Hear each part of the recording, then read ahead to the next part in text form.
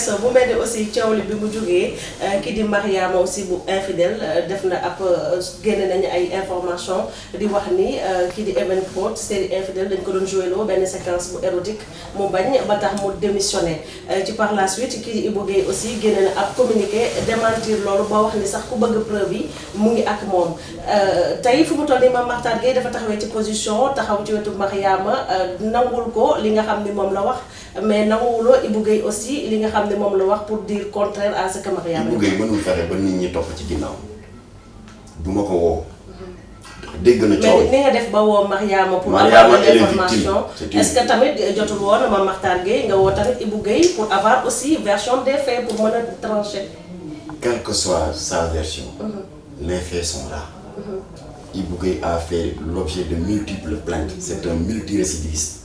te à chaque plainte dañ ciy boole loolu oustaz yi di wax ay dalil ay preuves des extraits vidéo parce que ñun dañu am commission de visionnage. ndaw soo si xaw yi si dara jigéen di génn ay règles on l'a pas inventé Ibou Guèye ko def. kii leena bi yii mu def di futteeku def striptease te loolu du xar baaxu jigéen Sénégal dañuy yëw. moom moo ko def. épisode boobu nga xam ne ndaw si dafa jiitlante bi une fille de 10 ans ou 12 ans di àkki benn jigéen xaw ma lu ñu jote naan ko yow doo bàyyi jàmbur boo ko defetee boo ko waxatee nangam danaan nangamtaan sa ndey moom moo ko def. par conséquent quelle que soit raison yi tax Mariam de son vrai nom Aïssa Thiam génn ci groupe infidèle quelle qu'en soit les raisons ñun ce qui nous intéresse mooy génn na ci lu bon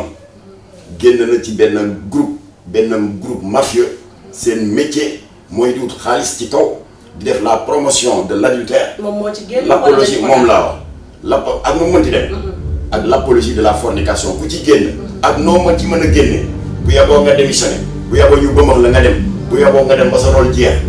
ak noo mën ci génne ñun dañ lay tàllal loxo ñoddi la génn la wan la ne àdduna mën nga ci am sa teraanga te doo toroxal sa bopp mën nga ci am sa teraanga te doo teg gàcc sa réew ak sa àll. alors moo tax jokkoo naa ak Aïssa Thiam alias Mariama muy rôle bi mu joué ci infidèle encouragé nee naa ko doo ko rëccu parce que lii nga def képp kuy nit ku baax ak raison yu mën di tax nga génn la raison ne nous intéresse pas képp kuy nit ku baax rafet na ko ndax et je parle en connaissance de cause ma ne ko am na rôle yoo fi doon joué rafetul man dama daan dal sa kaw ni may dale ci kaw infidèle ñeneen noonu. mais mos ñu gis nga def plainte ci rôle yooyu nga xam ne joué woon na. ok porte plainte wax naa la ko léegi ci infidèle. c'est infidèle qui nous intéresse parce que ñoom du ñu seen patron ko. créateur kii bi série moo leen ñuy def alors daan nañu dal ci kaw infidèle te yow Mariam bokk nga ci daan joué rôle bu bon. waaye suñu borom subhanahu wa taala ci mbaaxam ak yërmande moom moo ne sama wayi gëm bi tooñ bu ma tooñ ak lu muy garaaw bu jéggaloo ma jéggal ko kon acte bi nga def ñun par honnêteté morale war nañu fa ñu daan taxaw di la ŋaññe yaag infidèle ñu taxawaat foofu sargal la loolu laa wax Aïcha au téléphone on a parlé de manière courtoise pendant 10 minutes nee naa ko Jamra ne te laissera pas tomber dinañ la jàppale ci zahir jàppale la si baatin parce que acte bii nga def c'est inédit dans l'histoire de la cinématographie au Sénégal et j'en profite pour wax yeneen actrices ngan la waaye continuer leen di def seeni rôle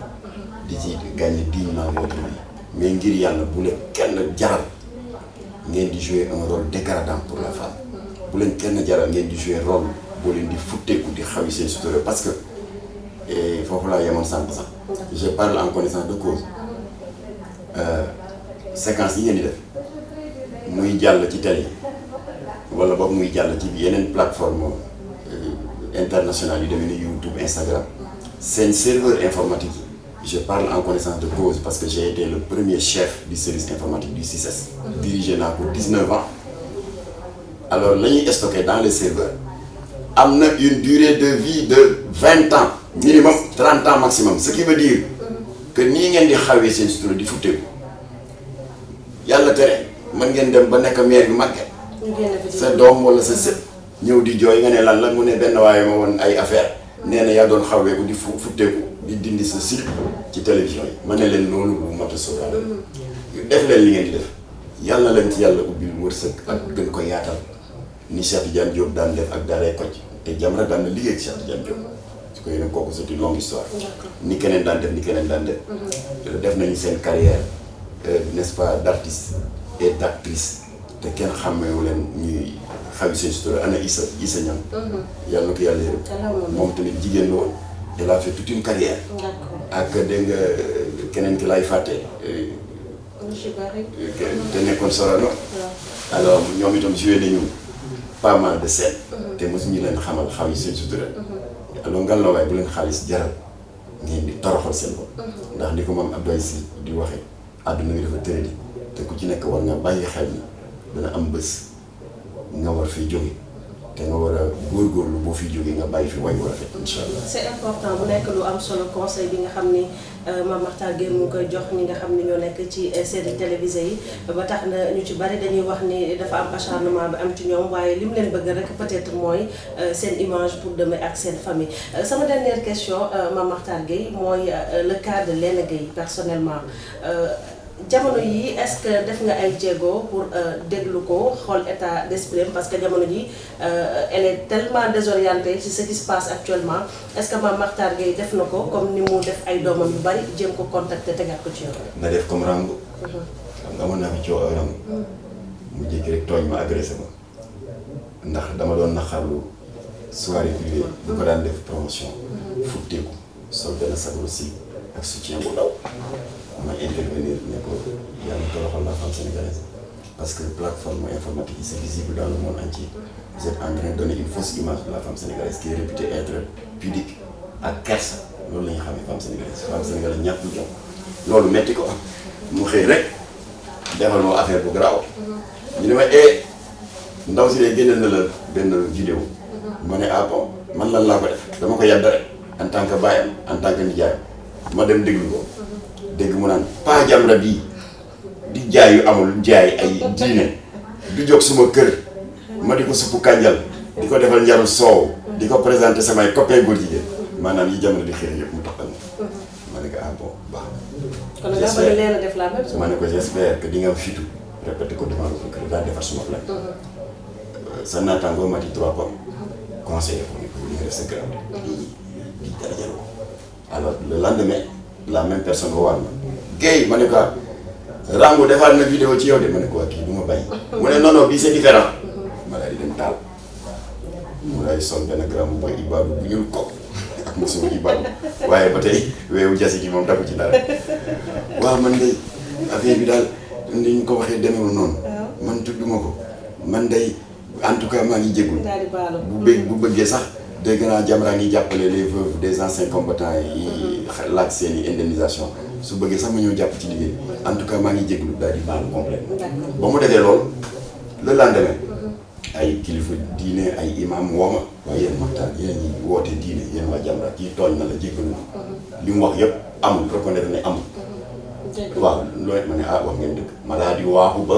sûreté urbaine te maa ngi remercier le commissaire Bara Sankhare wax moom laa joxoon plainte bi ne ko ana plainte bi ma defoon contre Rango mu ne ma ne ko xot dimbali ma ko xotti mu ne ma bon ma ne ko waa mais jéggalu na dafa jum bi mu wax xam ne dara amu ci man xaw ma sax fu seen waa kër dëkk xamatu waa këram le fait que ñu jàpp ko du ci man jéggaloon naa ko mais police jéggaluñ ko ñoom ñoo ko topp defi filature jàpp ko fi en flagrant délit Almadies alors arrêté ko yóbbu ko ci le juge d'instruction du 8e cabinet Mamadou Seck kooku moo ko defee. waaw mu tudd juróom benn weer ca kaso ko woon man waaye man jéggaloon naa léegi nag lan la Rango def maa ngi koy rafetlu Rango suivre naa la à DTV sa wax bu rafet nee nga ndekete man la ma doon meree Mame Mactar Gueye yow maa ngi doon gis waaw nee na maamam la nee na mu ngi doon gis njëriñ nee na am na yu bari yoo xam ne bàyyi na ko léegi ndax song bi ma ko song alors maa ngi remercier Rango ci sincérité bi mu wax di ko ñaanal yàlla na ko yàlla soppi. te pourtant remerciement boobu ak yow tey li nga xam ne waxaat nga ko ñu ci bari dañ ne la waroo taxaw pour remercier Rango mi nga xam ne. remercier naa ko def naa ko yow yaa am discours bi sax. parce que maa ngi koy doog a def fii à Sénégal. di la remercier ci kàddu yu sincère yi nga yëkkati jëmale ko sama jëmm ju sell ji. nee nga sa yaay wax na la ni ci sa côté yaay ci lébu gi ci jaween yi am na deretu mbokk bu dox suñu diggante ak yéen ak yow vérifié naa ko am na waaye yow yaa ma ko jëkk xamal mais nag vérifié naa ko am na waaw comme que nangu nga ne sa maam laa waaw kon loolu ma la doon tere kon xam nga ne sa njëriñ la parce que nee nga soppi na lu bari ci yow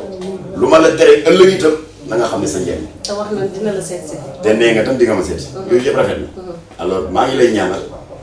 yàlla jàppale la parce que dégg naa léegi opératrice économique nga am nga ci yooyu yëngatu yal na ko yàlla barkeel yàlla def ci ay xéewal yu bari ak buntu xéewal yu yaatu ba ñëpp xaj ci incha allah alors léegi bii ñuy wax mën naa jot sama numéro def ni rangu de parce que ñun lu baax rek ñu leen bëgg dañu bëgg ngeen am koom ngeen am prospérité te ngeen bañ a nangu kenn toroxal. donc su leen ñëwee vers toi di ko. dinaa ko conseillé orienté ko wax ak moom d'autant que dégg naa ñoo bokk sant la. d'accord yéen a sant voilà alors kon nag lii nga def njuumtelu rek amul benn doomu aadama bu parfait ñun ñii mën ak keneen ci bokkeem dañuy juum tubaab dafa ne ce n'est pas le fait de commettre une erreur qui est une fin en soi c'est le fait de persister dans l'erreur qui est diabolique gis nga li ay def mu dem xam ne lii mu nekk erreur bàyyi na waaye du ko rëccu de incha allah waaw yow neew wala nga bàyyi parce que bu dee amuloo leneen pour dem ci loolu waaye bul nangooti Ibou Guèye di la futti bu la ko dara jaral ndax ëllëg da nga war a am njaboot ëllëg da ngay dem ba magal war a dem màkk war a teg sa kurus ak sa sajaada di jaamu yàlla ñaaw na sa doom yi génn ci ay serveur benn séquence ñu naan ko xoolal sa ndey ji ne mu daan futte ko dara jarul man de yéenewu ma la ko Guèye Ndioro yàlla la yàlla sàmm yàlla yàlla aar yàlla leen yàlla soppi teg leen ci siraatal mustaqim ngeen am jëkkër yu baax am njaboot gu barkeel ngeen ànd di jaamu yàlla ba bés bu yowmal xiyaamee ñun ñëpp ñu ànd tabbi àjjana incha allah. allahumma amiin mu doon lu am solo ñu remercier ko bu mel ni waxtu bi daal lañuy tënk jamono ji gis ngeen point yu bari yi nga xam ne waxtaan nañu ko ak Mame Mactar Guèye donc je pense que Léna mu ngi nekk di seetaan actuellement cette émission li mu wax rek mooy ngeen génn ngeen waxtaan ndax lépp mën nañ ko def ci biir waxtaan te ni mu ko waxee rek jàmm la bëgg ñëpp Mame Mactar ñu remercier la ci sa disponibilité ak sa taxawaay ci sa def ndax saa yi la soxlaa nga teew. waaw kon nag tàggoo bi daal du dara dul rek gërëm soxna Zeynab ci initiative yi muy jël ndax chaque fois moom bu ma woowee rek dafay fekk ñu nekk à la pointe de l'actualité te elle ne le regrette jamais la preuve moom moo am iskubu daan bi ñu daan Evenprod muy lu leer parce que dafa génne bande annonce pour wax ne saison 3 bi mu ngi ñëw déjà bande annonce bi musiba la ba ñu defee plainte ci le CNRA sukkandiku nee ko saison 3 bi ci boppam bu mu fi daw alors kon moom moo am scoop bi parce que dafa guma benn rajo dafa guma benn télé mbaaxam moo tax toujours bu Jamra songee benn combat rek balaa ñoo dem fenn ñaare moom mooy jëkk a woo ndax pertinence am ndax vigilance am kon nag Zeynab yal na yàlla yokk sa xarañteef yal na yàlla barkeel sa liggéey yal na yàlla sàmm aar la sàmm aar mbooleemu personnel Sénégal yàlla taxawu leen jàppale leen ndax yàgg ngeen sur le terrain yal na yàlla dàqal Sénégal seytaane yal na yàlla nasaxal pexe lobby homosexuel yi ak lobby maçonnique yi ak lobby yi làqatu ci ginnaaw yenn producteur de série pour bëgg fi wasaare mbon yal na yàlla damma seen i laaf néewal seen doole suñu kilifa diine yi yal na yàlla ñoddi seen fan te toftal ci wér yal na yàlla def jàmm ci réew mi làqal ñu Sénégal fu yàq-yàggul wa asalaamaaleykum wa rahmatullah. jërëjëf mu ngi noonu mbokki internet bi ñu remercier ko Mame Mactar Guèye ci disponibilité am remercier Sanu moom moo nekkoon ci cadrage bi ak montage yu rafet yi nga xam ne moom ngeen di gis ñu jox ko rendez-vous très bientôt donc di leen jox rendez-vous ak keneen ndaanaan fii ci Seneweb TV seneweb.com jaajëf bye bye merci beaucoup.